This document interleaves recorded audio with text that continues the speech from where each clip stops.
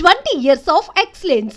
Sun International Institute of Tourism and Management. యూజువల్గా విజయవాడ నుంచి వచ్చారు గెస్ట్ అన్నది ఒక స్టార్టింగ్ జరిగిన తర్వాత ఇంకా వేరే క్వశ్చన్లే ఉండవు సార్. ఫస్ట్ అదే ఊరు గురించే మాట్లాడుకుంటాం. యాక్చువల్గా విజయవాడ నుంచి గెస్ట్ రాలా, విజయవాడ నుంచి హోస్ట్ వచ్చారు. నేను ఇక్కడే ఉంటున్నా. మీరు ఇక్కడే ఉంటున్నా. మీ వికీపీడియా ఓపెన్ చేసిన వెంటనే మీరు ఫ్రమ్ విజయవాడ, చదువుకుంది ఎన్ఎస్ఎం పబ్లిక్ స్కూల్, ఇవే ఉంటాయి సార్. అక్కడి నుంచి వస్తుంది ఒక వైబ్రేషన్ లోపల నుంచి. సార్ అసలు టు స్టార్ట్ విత్, అంటే not very very very nostalgic, but cinema గురించి మీ జర్నీ ఈ రెండు కనెక్ట్ చేసి చూస్తే మీరు చదువుకుంది బేసికల్గా ఇంజనీరింగ్, కానీ సినిమా వైపుగా మీ ప్రయాణం ఎలా సాగింది చెప్పండి. ఇప్పుడు ఈ బయోపిక్ చెప్పాలంటే మళ్ళీ పావుగంట పడుతుంది. ఎందుకంటే ఈ చెప్పి ప్రతి ఇంటర్వ్యూలో నా ఇంటర్వ్యూ ఓపెన్ చేయగానే ఈ బయోపిక్ అడుగుతారు ఫస్ట్. ఈ బయోపిక్ చెప్పేలో పావుగంట అవుతుంది. పావుగంట ఇది మళ్ళీ మొదలు పెట్టాడు రా బాబు. అంత డీటెయిల్ గా చెప్పొద్దు. Exactly sir. ఇంజనీరింగ్లో నా క్లాస్మేట్ కొరటాల శివ గారు, అతను నేను రూమ్మేట్స్. నాకు అప్పటి నుంచి సినిమా ఇంట్రెస్ట్ ఉండేది. వాళ్ళ మామగారేమో పోసాని కృష్ణమురళి గారు, వాళ్ళ మేనమావ. సో నా ఇంట్రెస్ట్ చూసి తను నన్ను మురళి గారి దగ్గర తీసుకొచ్చి పరిచయం చేశాడు. నేను అప్పట్లో రైటర్స్కి అసిస్టెంట్లుగా ఉండేవాళ్ళు. కొన్నాళ్ళు వర్క్ చేసి అట్లా బ్రేక్ తీసుకోండి. ఆయన దగ్గర 4 ఏళ్ళు పనిచేసి ఆ తర్వాత సత్యం సినిమాతో నాగార్జున గారి ద్వారా ఇంట్రడ్యూస్ అయ్యాను. సార్ యాక్చువల్లీ మీ ఇంటర్వ్యూస్ మీరు చెప్పిన ప్రతి చోట విన్నదాన్నే మీ గురించి బేసికల్గా విజయవాడ మనిషి అన్న తర్వాత కొంత అసెస్ చేసుకోగలిగిన దాన్నే. నా పాయింట్ ఏంటంటే సార్, ఈ పాయింట్ కూడా మీ గురించి విన్నాను. మీకు పాలిటిక్స్ అన్నా లేకపోతే అటువైపు న్యూస్కి సంబంధించి కరెంట్ ట్రెండింగ్ ఇష్యూస్కి సంబంధించి you also have your angle, your opinion. Exactly. ఇవన్నీ ఉన్నప్పుడు సార్ ఒక పర్సనాలిటీ ట్రైట్ చెప్తున్నా నేను. ఒక తెలియని, ఒక డామినెంట్, ఒక ఈగో ఉంటుంది. అది ఈగో అనాలా, యాటిట్యూడ్ అనాలా, ఇట్స్ అ పర్సనాలిటీ ట్రైట్ అనాలా, it differs from person to person and the ideology of the person also. మీరు అసిస్టెంట్గా వర్క్ చేస్తున్నప్పుడు చాలామంది రైటర్స్ దగ్గర డిఫరెంట్ మైండ్ సెట్స్ని చూసినప్పుడు మీ ఈగో ఎలా షేప్ చేసుకున్నారు sir? Because you are a kind of a person where మీకు సినిమా ఇష్టం, రోజు సినిమాలు చూస్తారు, లీలామహల్కి వెళ్ళి చూసేవారని కూడా మీరు చాలా ఇంటర్వ్యూలో చెప్పారు. As a person who would fit in to the industry మీ ఈగోని ఎట్లా షేప్ చేసుకున్నారు చెప్పండి. I will tell you one thing. Ego is not a bad thing. No అసలు మాట్లాడండి. మీకు ఇదే మీ ఇంటర్వ్యూలతో మీకేమో ఎక్కువ తెలుసు అనుకుంటారు. చెప్పేవాడు మాట వినరు. చెప్తుంటే మాది బెజవాడే మీది బెజవాడే అంటారు, పచ్చిమిరకాయ బజ్జీలు అంటారు. చెప్పరండి. ఓకేనా? ఇప్పుడు ఈగో అనేది ఎప్పుడు కూడా perspective. Objective is not ego. ఆబ్జెక్టివ్గా చూసేటప్పుడు అది సెల్ఫ్ కాన్ఫిడెన్స్ అవుతుంది, సెల్ఫ్ రెస్పెక్ట్ అవుతుంది, ఒక పర్స్పెక్టివ్ టువర్డ్స్ లైఫ్ అవుతుంది. ఈగో అనేది ఏంటి? పర్స్పెక్టివ్ అన్నమాట. ఇతను ఈగోయిస్టిక్, లేకపోతే ఇతను ఈగోలెస్ పర్సన్ అనేది బయట పాయింట్ ఆఫ్ వ్యూ షాట్. మనం పెట్టుకునే షాట్ ఏంటంటే ఆబ్జెక్టివిజం. నేను ఈ రకమైన జీవన శైలిని అవలంబించాలి, నాకు జీవితంలో ఇది కావాలి, ఇది కావడానికి నాకు ఇవి పాటించడానికి కరెక్ట్గా ఉన్నాయి. నా అనుభవాలు, నా ఎదురు దెబ్బలు, నా చిన్న విజయాలు, నా చుట్టుపక్కల వాళ్ళు ఇచ్చే నాలెడ్జు, వాళ్ళ అనుభవాలు రంగరించి ఒక దారి వేసుకుంటాం. మనం ఒక దారి వేసుకుంటాం. ఈ దారిలోనే వెళ్తా, ఇదే రైటు అని మనం పట్టు కూర్చుంటే అవతల వాడు చెప్పే మాట వాడికి ఇగోరా అని. వాడేంట్రా బాబు, వాడు మాట ఏంటో, వాడికి అంత యాటిట్యూడ్ ఏంటంటే మనకేంటి ఈ దారి క్లారిటీ, ఇంకో దారి మనకు తెలియదు. అటు వెళ్తే ఏమవుతుందో, ఇప్పుడు విజయవాడ నుంచి హైదరాబాద్ రావాలంటే వయా సూర్యాపేట రావాలి, కోదాడ సూర్యాపేట, నందిగామ కోదాడ సూర్యాపేట, ఇంకోటి ఏదో ఊరు, తర్వాత ఆర్ఎఫ్సి, తర్వాత హైదరాబాద్. ఇది ఫిక్స్ కాదండి. మీరు పని చేయండి, మీరు ఖమ్మం వెళ్ళి ఖమ్మం నుంచి వచ్చి మళ్ళీ అదేంటి సూర్యాపేట జాయిన్ అవ్వండి, లేకపోతే గుంటూరు నుంచి నాగార్జున సాగర్ మీద వెళ్ళి అటు వెళ్తే ఇది చెప్తాం. మాకు ఇది ఫిక్స్ అని మనం అనుకున్నాం అనుకోండి. పక్కన కూడా మాట ఏంటంటే బాబు అది బాగుంటుందంటే అది ఈగోయిస్టిక్ ఫెలో అనొచ్చు. లేకపోతే మన ఆబ్జెక్టివిజం అంటే నా ఇంట్రెస్ట్, నాకు ఏది కావాలో అది నా ఇంట్రెస్ట్ కోసం నేను పెట్టుకున్న రూల్స్, నేను పెట్టుకున్న నిబంధనలు దాటకపోగా మీతో నాకు పని ఉంటే మిమ్మల్ని కూడా నేను ఇన్ఫ్లుయెన్స్ చేసేవో, లేకపోతే మీ పద్ధతులు నాకు నచ్చలేదని ఖరాఖండిగా చెప్తేనో ఈగో అంటారు. And egoism is a great philosophy. Objectivism, egoism, Ayn Rand పెట్టిన ఫిలాసఫీ. ఈగో ఉండాలంటారు. ఈగో లేకపోతే అంటే ఏంటి? Self centredness, self interest. నాకు ఇది కావాలి, నేను ఇలాగే, నాకు ఇదే కరెక్టు, దీంట్లో నా నా నా నా ఉంది చూసారా, అదే ఈగో కదా.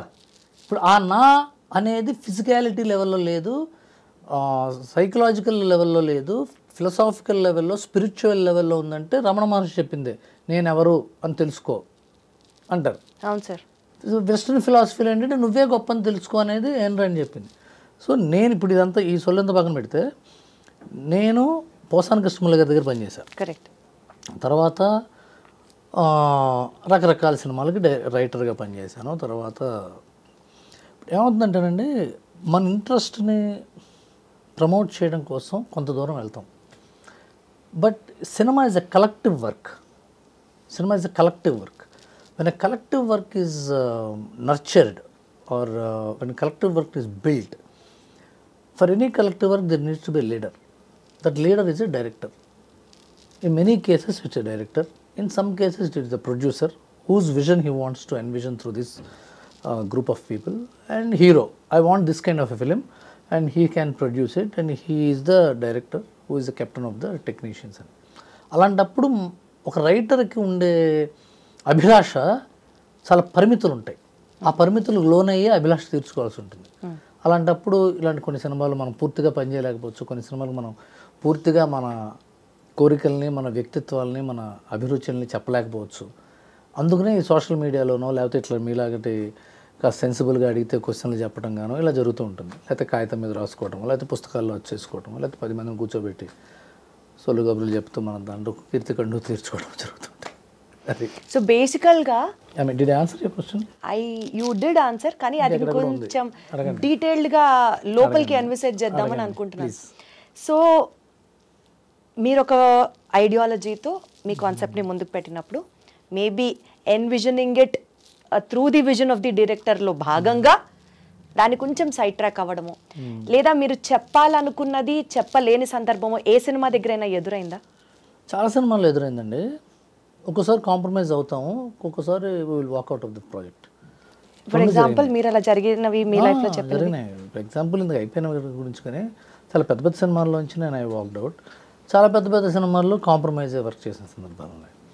చిన్న సినిమాల్లో ఒక్కోసారి ఏమవుతుందంటే, చిన్న సినిమాల్లో పనిచేసేటప్పుడు రైటర్కి ఎక్కువ వాయిస్ ఉంటుంది. ఎందుకంటే మిగతా పార్టిసిపెంట్స్ ఇన్ ద ఫిలిం కూడా చిన్నవాళ్ళు అవుతారు కదా, అప్పుడు ఈక్వల్ వాళ్ళు అవుతారు. అప్పుడు we can be more vocal about our about your opinions.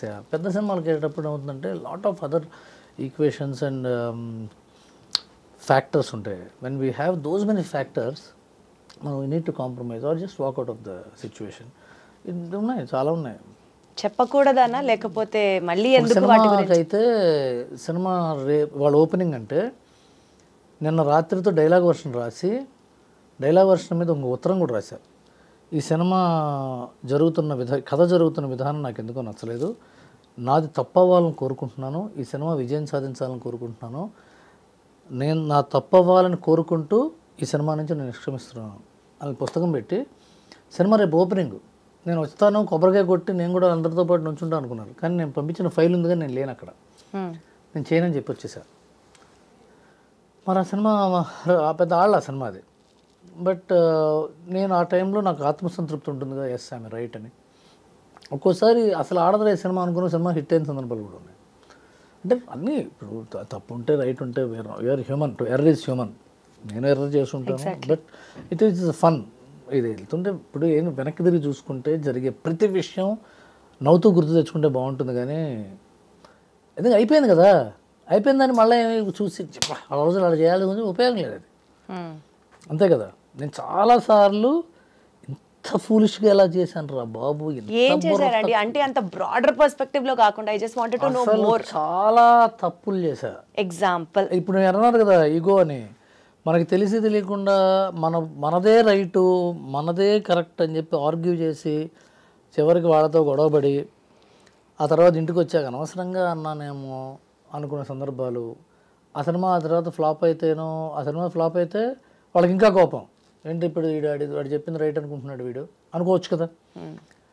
ఆడింది అనుకోండి ఆడు చెప్పింది వినకపోవడం వల్ల మంచిదైంది, మళ్ళీ ఆయన పిలవద్దరు బాబు ఆడు చెప్తే ఫ్లాప్ అవుతుందని అనుకోవచ్చు కదా. ఇవన్నీ జరుగుతాయి. Period of 28-27 years lot of things happen. ఇప్పుడు సంచలనం కోసం నేను పేర్లు ఊర్లు చెప్పచ్చు, కానీ ఇట్ ఈస్ నాట్ డీసెంట్.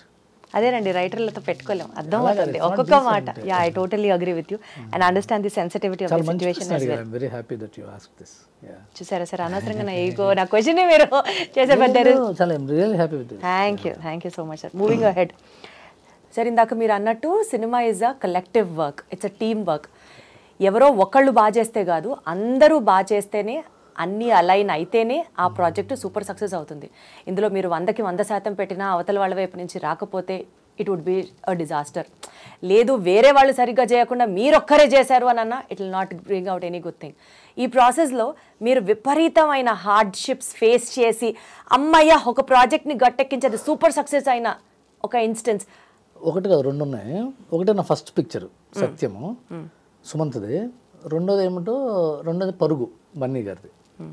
రెండింటికి చిత్రమైన సమస్యలు. ఒకటి పర్సనల్ సమస్యలు, ఒకటేమో సినిమా సమస్యలు. సత్యం టైంలో ఏమైందంటే, యాక్చువల్గా మేము ఇంకో కథ చెప్పాం. నేను శ్రీహరి నాను అని నా ఫ్రెండ్, నా రూమ్మేట్. తన తర్వాత సత్యభామంత్ సినిమా చేశాడు. భరత్ అని నేను సినిమా రైటర్, తను డైరెక్టర్గా, నేనేమో రైటర్గా వెళ్ళాం. వెళ్తే మేము చెప్పిన 2 ఏళ్ళు తిరిగిన తర్వాత ఆ కథ వద్దన్నారు, ఈ సినిమా వద్దండి అన్నారు. 2 years తిరిగిన తర్వాత అసలు అంటే ఏమైంది, వాళ్ళ తప్పు కాదు. ముందు సుప్రియ గారు విన్నారు, ఆవిడకి బాగా నచ్చింది. ఆ తర్వాత సుమంత్ గారు వింటే ఆయన కూడా బాగా నచ్చింది. ఆ తర్వాత నాగార్జున గారు విన్న తర్వాత ఇది సుమంత్కి సూట్ అవుతున్నారు. And they right, they were actually right. మేము చిన్నపిల్లలం కదా, నాగార్జున గారు అంత పెద్ద మనిషి నో అన్నాడంటే చాలా ఇది అయిపోయిన తర్వాత అప్పుడే సూర్యకిరణ్ పరిచయం అయ్యాడు వాళ్ళకి. అప్పుడే వేరే పని మీద వచ్చాడు తను, సత్యం డైరెక్టర్. నాగార్జున గారు చూసి ఇతన్ని పెట్టుకుని రైటర్గా ఇంకో కథ రాయను అన్నారు. అంటే పోయింది అవకాశం అనుకున్న 9 నిమిషాల్లో ఇంకో అవకాశం వచ్చింది. 10 నిమిషాలు కూడా కాదు. ఓకే నేను లేదా వెళ్ళిపో అన్నారు. బయటకు వచ్చాడు, అదేమో సూర్యకిరణ్ ఈ రైటర్ని పెట్టుకు ఇతను బాగానే చెప్తున్నాడు అన్నారు Nagarjuna garu. Supriya used to like me lot. అంటే we are all one age group and I was enthusiastic. She was new with the studio and she's now doing great. And Sumantha garu is very close, my first heroine. And they were also happy that I'm on board. So start chesam Satyam. ఆ సత్యం జరుగుతున్న టైంలో మన్మధుడు start అయింది. So అందరు focus దాని మీద ఉంటుంది. మేము ఇట్లా మొహాలేసు, మేము కొత్త డైరెక్టరు, కొత్త రైటరు, హీరోనేమో ఇంకా అప్పటికి సక్సెస్ రాలేదు సుమంత్ గారికి. కరెక్ట్గా అదే టైంలో నాకు పెళ్ళి మా మేనమావ కూతురుతో. అప్పటికి ఇంకా పెళ్ళి మా ఇంట్లో వాళ్ళు ఉంటే పెద్ద ఒప్పుకోవాలి. వీడు ఇంకా సినిమాల్లో ఉన్నాడు, వీడు ఏం చేస్తాడో సాధిస్తాడో లేదు తెలియదు. మేమిద్దరం పెళ్లి చేసుకుందాం అనుకున్నాం. సో నేను చాలా కన్ఫ్యూజన్లో ఉండేవాడిని, చాలా టెన్షన్గా ఉండే. సడన్గా అప్పుడు ఏమైందంటే సత్యం టైంలో షూటింగ్ స్టార్ట్ అన్నారు. పెళ్లి చేసుకుని షూటింగ్ స్టార్ట్ చేసినప్పుడు ఇంక 24 గంటలు షూటింగ్ దగ్గర ఉండాలి కదా. రాత్రి పగళ్ళు మా వైఫ్ ప్రెగ్నెంట్, ఒక్కతే ఉండేది ఇంట్లో. నేను 24 గంటలు షూటింగ్కి వెళ్ళి రావటం, రీరైట్ చేయటం, మళ్ళీ వెళ్ళడం, రావటం, షూటింగ్ టెన్షన్స్, డెలివరీ టెన్షన్స్. సినిమానేమో పూర్తి అయిపోయింది. నా ఫస్ట్ పిక్చర్ నేనేమో షూటింగ్ రిలీజ్ రోజున హైదరాబాద్లో ఉండాలని. మా వైఫ్ 9th month, తన్ని రాజమండ్రి కాకినాడలో దింపేసి వచ్చి నేను చాలా టెన్షన్ పడ్డాం ఎడిటింగ్. ఆ తర్వాత ఏమైంది, నేను డెలివరీకి వెళ్ళాలి. నాగార్జున గారి సినిమా చూసి ఒక 10 సీన్లు రీషూట్ చేయమన్నారు. 10 సీన్లు రీషూట్ చేయాలి. నేనేమో కాకినాడ వెళ్ళాలి. రాత్రి 9:30కి చెప్పారు, ఇది ఎల్లుండే షూటింగ్ స్టార్ట్ చేయాలన్నారు. నేను రాత్రి అంతా కూర్చొని, సత్యం రాజేష్ ఉన్నాడు కదా, ఫస్ట్ పిక్చర్, తను నేను పక్కపక్కన కూర్చొని, తన సీన్లో 3 ఉన్నాయి దాంట్లో. రాజేష్ అన్నాడు, నువ్వేం టెన్షన్ పడకన్నా, నువ్వు ఉండు, నేను పక్కన కూర్చుంటా అని చెప్పి తను నా పక్కనే కూర్చున్నాడు. నేను రాత్రి 3ంటికో 4ంటికో రాసి పొద్దున్న 8ంటికి నాగార్జున గారు వస్తే ఆయనకి రీడింగ్ ఇచ్చి, తమిళ్ డైరెక్టర్ తనకి తెలుగు కొద్దిగా మాట్లాడటం వచ్చు కానీ పెద్ద రాదు సూర్యకిరణ్కి. ఎందుకు తను జడ్జి చేయలేడు కదా, పంచశైలి జడ్జి చేయలేదు కానీ కథా సంబంధించిన విషయాలు అవి. చివరికి అది ఓకే చేసామండి. అది రిలీజ్ అయిన రోజున యూ హ్యావ్ టు ఫీల్ మీ, చాలా ఆనందపడ్డా. నాకు కళ్ళంబడి బొటబొట నీళ్ళు వచ్చేసినాయి. ఎందుకంటే ఎంతో కష్టపడి, నాకు చాలా ఇష్టం నాగార్జున గారు. మా నాన్నగారు నాగేశ్వరరావు గారి ఫ్యాన్. అదే కంపెనీలో